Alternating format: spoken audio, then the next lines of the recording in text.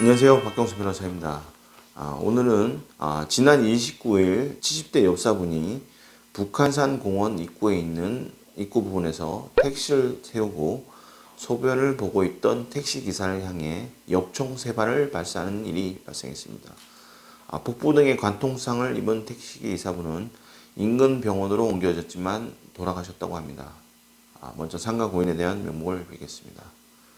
이에 대해서 서울 서부지방법원은 지난 5월 2일 자신의 혐의를 인정하는 70대 여사를 업무상 과실치사 혐의로 구속했다고 합니다. 그런데 사람이 총을 이용해서 사람을 쏴서 사람이 죽었는데 왜 살인죄가 아니라 업무상 과실치사죄가 성립되는지 의아해하시는 분들이 종종 있었습니다. 그래서 오늘은 멧돼지로 오인한 여사에게 성립되는 범죄와 처벌의 범위에 대해서 이야기를 해볼까 합니다. 우선 어떤 사람에게 죄가 성립하기 위해서는 어떤 사람이 형법 등에서 금지하는 행위를 했어야 하고 행위자가 그와 같은 결과를 실현하고자 하는 의사 또는 주의 의무를 위반한 경우여야 합니다. 그리고 마지막으로 자신의 행위에 대해서 책임을 질 수 있는 책임 능력이 있어야 됩니다.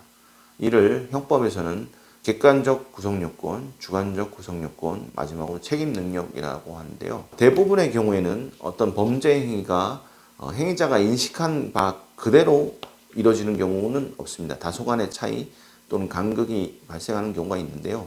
이 경우에 행위자가 인식한 것과 실제 발생한 사실 간에 어떤 다소간의 차이가 있다고 해서 고의가 없다라고 봐서 처벌하지 않는다면 실제로 범죄자들이 처벌받는 경우가 없을 수도 있습니다.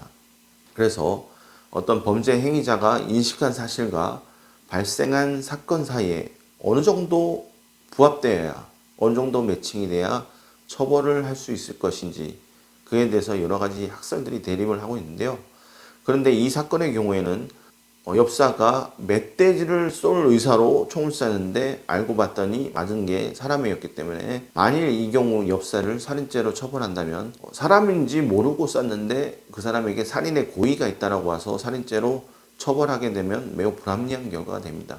그래서 이런 경우에는 그 사람이 어떤 주의 의무가 있음에도 이게 엽사로서 총을 쏠 때 이게 동물 유해 조수인지 확인을 하고 조준을 하고 총을 쏴야 될 주의 의무가 있다.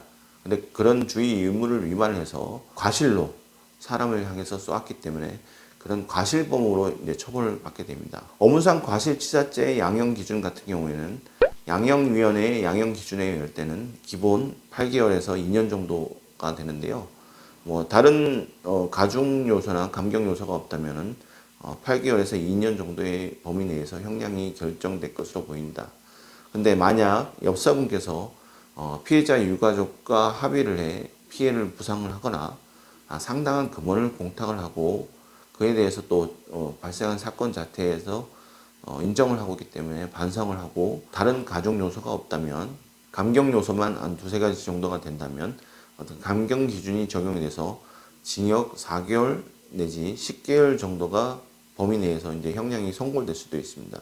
구체적으로 살펴보면요. 기사에 따르면 엽사는 사고 발생 후 119에 신고를 해서 그 해당 택시기사분에게 CPR이 이루어지도록 했다라고 하고요. 그렇기 때문에 사고 후 어떤 구호 조치는 했다라고 보입니다. 그리고 영장실질심사 단계에서도 범행 1차를 자백을 했다고 하니까 범행 후 어떤 증거 은폐 또는 은폐 시도가 없는 것으로 봐야 될 것 같습니다. 그리고 다른 누범에 해당하는지 또는 동종 전과 여부는 저희가 기록을 보지 않는 이상 알 수가 없기 때문에 단순히 없는 것으로 가정을 해서 형량의 범위를 살펴보았습니다. 이상으로 멧돼지인 줄 오인하고 택시기사분을 오인 사격해 사망에 이르게 한 엽사분의 처벌 형량이라든가 성립 죄책에 대해서 알아보는 시간을 가졌습니다. 이상으로 영상을 마치겠습니다. 감사합니다.